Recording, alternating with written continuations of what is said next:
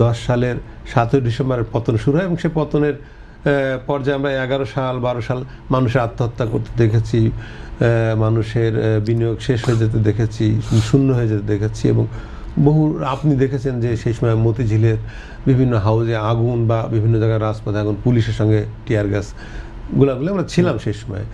তো সেটা ছিল ব্যাংকের এই অপরাধ, মানে আমি বলবো অপরাধ হিসেবে দেখব।